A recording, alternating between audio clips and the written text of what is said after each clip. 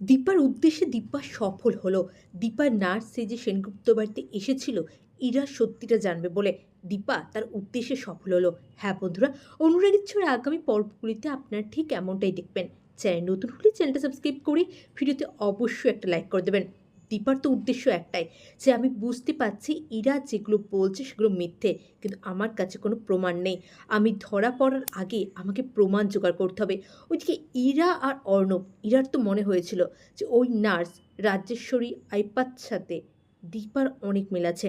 তাই আমাদেরকে খুঁজে বার করতে হবে দীপা এখন কোথায়।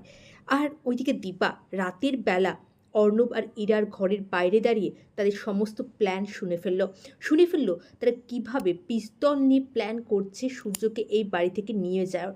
সূর্যকে নাকি এই বাড়ি থেকে না নিয়ে গেলে তাদের কোনো প্ল্যানই সাকসেসফুল হবে না।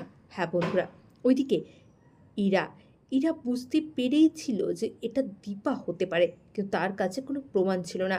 আর দীপারও সেম অবস্থা, সে জানে ইরা সমস্ত কিছু মিথ্যে কথা বলছে, কিন্তু তাও দীপার কাছে ইরার বিরুদ্ধে কোনো প্রমাণ নেই। ওইদিকে অর্ণব একটা ডাক্তারকে নিয়ে আসে, ডক্টর সমরকে, কিন্তু সে যে ডক্টর সান্যালের স্টুডেন্ট সেটা জানতো না। সে বলে যায় ডক্টর সান্যালের থেকে ভালো সাইকিয়াট্রিস্ট এই দেশে আর নেই, তাই আমাকে আপনারা ক্ষমা করবেন। তখনই ডক্টর সান্যাল বলে, আমি আমার পেশেন্টকে আমার ট্রিটমেন্টের আন্ডারে রাখতে চাই। এতে যদি আমাকে কেউ বাধা দেয় আমি তাহলে মিনিস্ট্রিতে জানাতে বাধ্য হব। তখনই সে রাজেশ্বরী তার নার্সকে ডাকে, কিন্তু রাজেশ্বরী যে দীপা সেটা কিন্তু স্পষ্ট বোঝাই যাচ্ছে।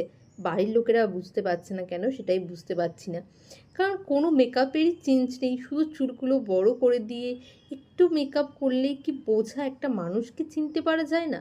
এটাও কি অদ্ভুত একটা কথাই আছে না, গল্পের গরু কাছে ওঠে, সেরকম অবস্থা হয়েছে এখানে।